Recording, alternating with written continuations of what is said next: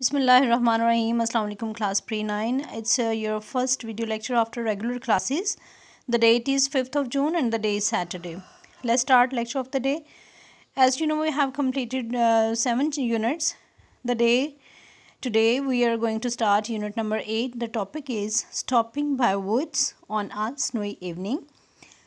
This is a poem and it is written by Robert Frost. This is date of birth and the date of death of this poet.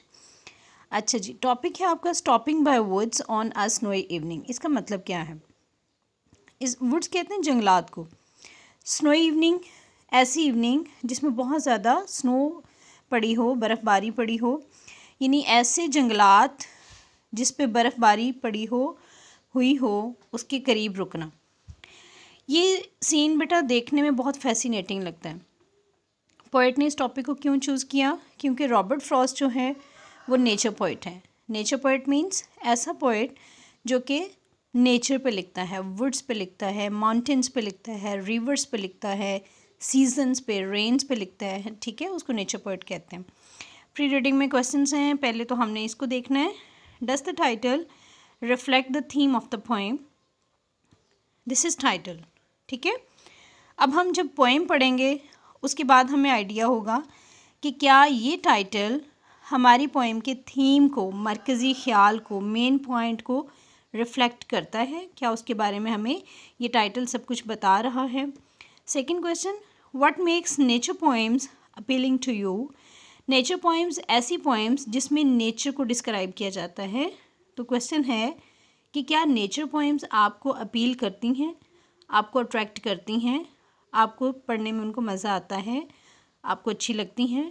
ठीक है, इस your personal answer. तो बढ़ते हैं poem की तरफ. अच्छा जी, first stanza ये देखिए. 1 2 3 4 स्टैंजास 4 लाइन्स पे कंसिस्ट कर रहे हैं. ठीक है, तो स्टैंजा कहते हैं जैसे उर्दू में आप बंद कहते हैं ना, नज़म के एक बंद, दूसरा बंद, तीसरा बंद, इस तरह से सीक्वेंस में उन्होंने लिखा होता है. लाइंस नहीं होती बल्कि इस तरह से छोटे छोटे पैराग्राफ्स, उनको हम स्टैंजा कहते हैं. Whose woods these are, I think I know. The poet is saying that I think I know the member who owns these woods. यानी कि पोइट कह रहा है कि मुझे लगता है, मैं जैसे कि जानता हूँ कि जंगलात किसके हैं. अब ये क्यों कह रहा है? द सीन इज़ लाइक कि पोइट अपने पोनी हॉर्स पे ट्रैवल कर रहा है, एकदम से उसके सामने वुड्स आ जाते हैं और वो देख के उनको इतना अट्रैक्ट करते हैं वुड्स कि वो एकदम से उनके सामने रुक जाते हैं, उनके बारे में सोचना शुरू हो जाते हैं. His house is in the village दो, अगरचे ऑनर का जो घर है, इन वुड्स के जंगलात के जो घर हैं वो गाँव में ही है. He will not see me stopping here, वो कह रहा है कि वो मुझे यहाँ पे खड़े हुए नहीं देख पाएगा. To watch his woods fill up with snow, और ये भी नहीं देख पाएगा कि मैं उसके बर्फ़ से ढके हुए जंगलात को देख रहा हूँ. अब ये पैराग्राफ क्या शो कर रहा है?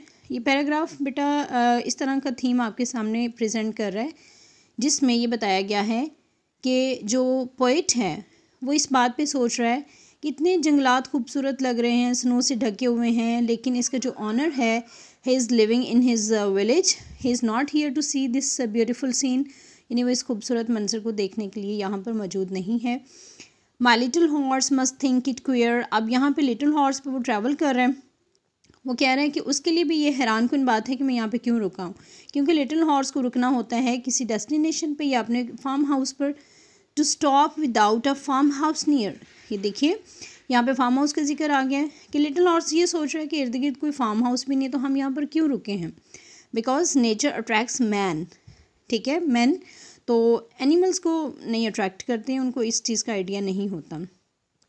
Between the woods and frozen lake, यानी पोनी हॉर्स क्या सोच रहा है कि यहाँ पे फार्म हाउस नहीं है, तो हम वुड्स और जमी हुई झील के करीब क्यों रुके हैं. The darkest evening of the year, और रात यानी साल की तारीख तरीन रात के वक्त हम इन जंगलात के पास क्यों रुके हैं. Pony horse is unable to think the main idea, main point of the poet, that's why. तो यहाँ पर हम स्टॉप करेंगे। टू पैराग्राफ्स की बेटा आपने रीडिंग कर लेनी है। नीचे कुछ नोट्स एंड कमेंट्स हैं और थीम, इन चीज़ों को बेटा आपने रीड करना है और बताइएगा आपको कितनी समझ आई है। इंशाल्लाह मंडे को मिलेंगे। अपना ख्याल रखिएगा। अल्लाह हाफिज़।